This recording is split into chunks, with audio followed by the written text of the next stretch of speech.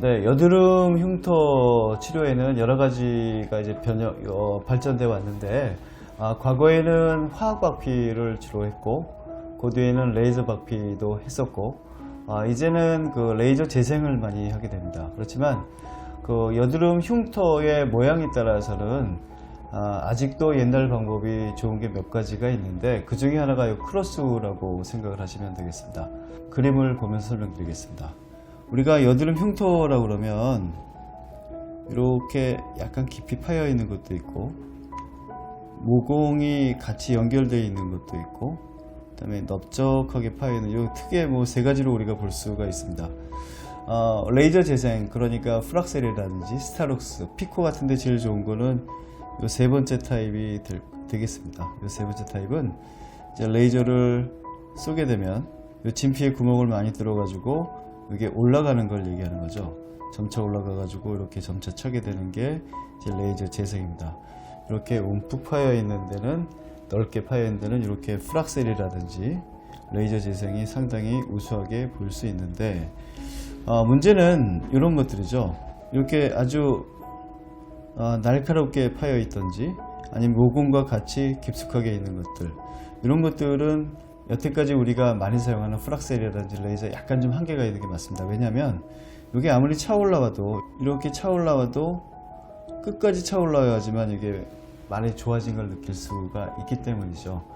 요 3번처럼 이게 움푹 약간 좀 예각으로 되어 있다면 조금만 차올라와도 우리가 좋아진 건 빨리 느낄 수 있는데, 이렇게 움푹 아이스픽처럼 되어 있는 것들은 많이 차올라야지만 좋을 수가 있어요.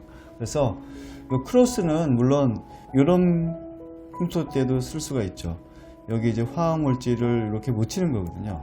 이렇게 묻히면 이게 이제 재생이 돼 가지고 차올라오게 만드는 게 크로스라고 보는데, 보통 TCA 30%, TCA 100%도 쓰기도 합니다. 그러면 이제 화학 박피가 이 면에서 일어나는 거죠. 이 면에서 화학 박피가 일어나 가지고 재생이 되는 걸 이용하는 걸 크로스라고 그러는데, 가장 많이 쓰는 건 이런 모양입니다.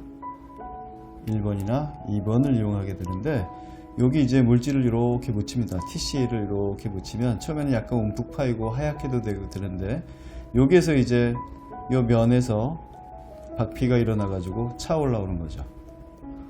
그래서 옛날 방법이라고 사용을 안 할 이유는 없고, 반드시 프락셀만 주장할 이유는 절대로 없는 게, 이게 흉터의 모양에 따라서 더 효과적인 게 있고 그렇지 않은 게 있기 때문에, 만약에 모공처럼 생겨 있거나 모공과 같이 있거나 아니면 뾰족하게 파져 있는 것들은 프락셀이나 피코를 이용하면서 이렇게 크로스를 이용하면 훨씬 더 좋은 효과를 나타낼 수가 있습니다. 물론 이게 과거처럼 굉장히 넓은 부위를 화학 박피하는 게 아니기 때문에, 과거에는 전신 마취도 하고 얼굴에 붕대도 감고 끝나고 나면 얼굴이 입술만큼 빨간 게 몇 개월 정도 지속이 될 수가 있었는데, 이제는 굉장히 작은 부위를 화학 박피하는 게 크로스이기 때문에 우리가 점 빼고 난 뒤에 약간 붉은 정도가 있을 정도입니다. 그래서 이렇게 여드름 흉터의 모양을 보고 잘 치료하는 게 훨씬 더 효과적이다.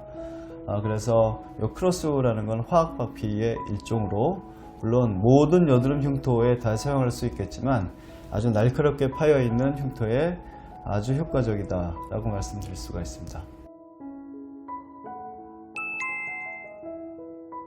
이제 우리가 누구나 여드름을 다 겪게 됩니다. 그렇지만 나중에 두 부류가 나뉘는데, 여드름 흉터를 가지고 있는 사람과 그렇지 않은 사람으로 불행하게 나뉘게 되죠. 여드름이 유병기간이라고 하죠. 여드름이 나는 게 사람마다 물론 다르고 남녀가 다르지만 몇 년이죠. 뭐 10년, 20년 나는 분들은 아주 드물고, 몇 년 동안 여드름이 났을 때 관리가 잘못됐을 때는 아주 어마어마한 흉터를 남고 몇 년의 잘못 때문에 평생을 살아야 되는 거죠. 가장 중요한 거는 염증. 우리가 여드름이라는 건 염증성 질환입니다. 정의는 모공에 생기는 모든 염증을 우리가 여드름이라고 얘기하는데, 보통은 이제 피지 분비가 많이 되는데, 이게 사춘기에 성호르몬에 영향을 많이 미치게 되죠. 이 여드름의 염증을 잘못 치료했을 때 우리가 여드름 흉터가 생기는 건데, 가장 많이 생기는 경우는 염증이 심한 경우와, 손을 잘못 대가지고 그 염증이 더 번지게 돼가지고 밑에 있는 그 소프트 티슈라고 그러죠. 이런 것들이 움푹 파이는 경우이죠. 그림을 잠깐 보시면 피부가 있고 모공이 이렇게 있고 피지선이 이렇게 달려 있거든요. 근데 우리가 여드름이라고 그러는 건 피지가 많이 와가지고 이렇게 볼록 올라와 있는 건데, 실제로 보면 이 밑에는 더 큰 염증이 있습니다. 요만 애들 피지선들이 많이 커져 있어서 이렇게 커져 있는 거죠. 요만했던 게 이렇게 커지게 되면 벽은 얇아지게 돼 있어요. 그리고 여기는 염증이 굉장히 많이 차 있겠죠. 그러면 이 상태로 가만히 두면 이걸 우리가 여드름 흉이라고 얘기하지 않는데, 병원에서 여드름을 짜죠. 그렇지만 집에서도 짭니다. 근데 이게 사실은 염증이 심하기 때문에 굉장히 아프고, 보통 여드름을 병원에서 짜면 눈물을 찔끔 흘리신 분들이 아주 많을 정도로 고통스럽기 때문에 보통 본인이 집에서 짠다 그러면 절대로 아프게 짤 수가 없습니다. 그래서 계속 이렇게 만지고 이렇게 계속 만지다 보면 여기에 있는 염증들이 더 번지거나 이게 터지게 되죠. 중요한 건 이 막들이 얇은 막이라고 말씀드렸죠. 조그마 있는 게 커지기 때문에 막이 굉장히 얇아진 상태라서 이게 터지게 됩니다. 그러면 터지면 염증이 퍼지면서 이게 움푹 들어가게 되는 거죠. 이게 여드름 흉이라고 생각하시면 됩니다.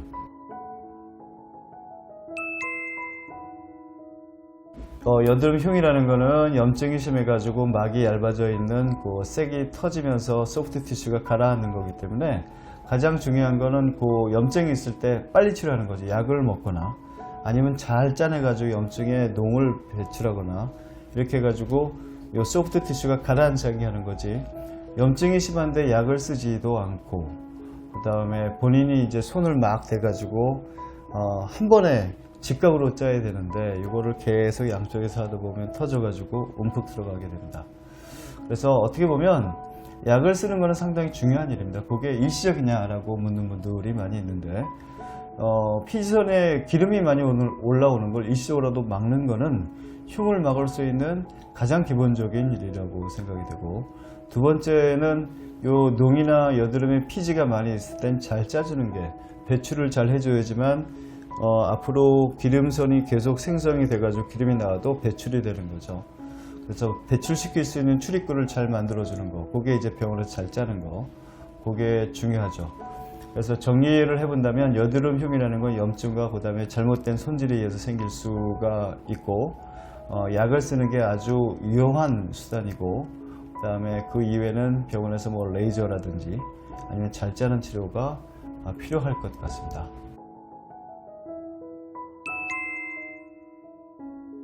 그러면 이제 여드름 흉터 치료는 언제부터 하는가? 과거에 한 20년 전쯤만 해도 여드름 흉터의 치료는 여드름이 다 끝나고 치료를 시작한다 였습니다. 이런 개념들이 많이 있어서 일단 여드름 치료에만 집중을 하고 여드름 흉터가 옆에 보여도 치료하지 않고 계속했는데, 한마디로 얘기하면 요즘에는 여드름과 흉터를 같이 치료한다. 과거에 이제 우리가 여드름이 다 끝난 뒤에 여드름 흉터를 치료했던 거는 여드름 흉터를 치료할 수 있는 우리의 도구들이 상당히 미약했던 거죠.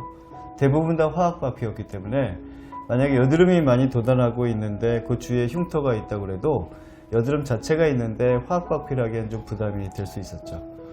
데드타임이라고 해가지고 우리가 움직일 수 있는 시간도 상당히 많이 제한이 됐기 때문에. 그런데 요즘은 여드름이 분명히 있고 흉터가 옆에 있다면 이거 그냥 두지 않습니다.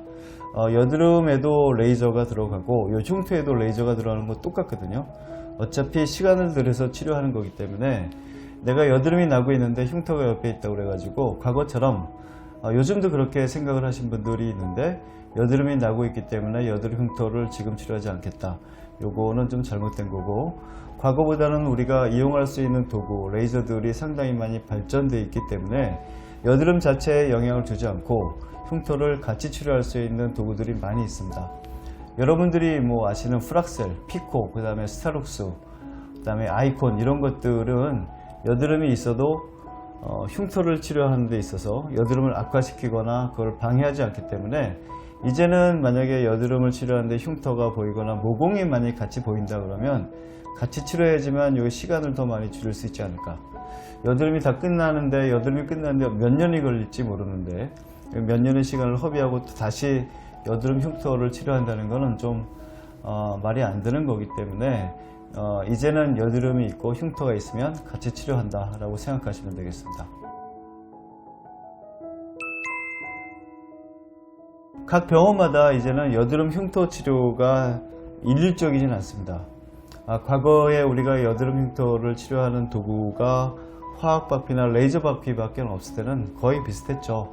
그리고 못하는 병원도 상당히 많이 있었습니다. 왜냐하면 좀 어그레시브한 치료였고, 과거에는 그 다음에 부작용의 가능성도 있기 때문에 상당히 많이 했던 병원에서 반드시 치료했어야 되는데, 요즘은 레이저의 기종들이 상당히 많이 있기 때문에 그 레이저의 장점을 이용해 치료를 하게 되겠습니다. 그렇지만 우리의 그 비밀 무기 정도는 하나쯤은 가지고 있어야 되는데, 이렇게 말씀드린 건 좀 이상하겠지만 가장 효과를 빨리 볼 수 있는 것 중에 하나는 박피라고 말씀드릴 수가 있습니다. 왜냐하면 우리가 레이저는 몇 번씩 해야지 좀 차올라오는데, 이 박피라는 건 우리가 원하는 대로 깎아내는 거거든요. 레이저 박피도 마찬가지고 화학 박피도 마찬가지입니다. 이 화학 박피는 이제 신부 피부 재생술이라고도 하고, 그 다음에 엑소돈 필이라고도 하는데, 화학 물질로 우리가 원하는 만큼 깎아가지고 한 번에 만드는 거죠. 물론 한 번에 완벽하게 될 수는 없겠지만, 레이저를 통해 가지고 5번, 10번 하는 것보다는 굉장히 효과가 빠르고 좋게 나타날 수가 있습니다.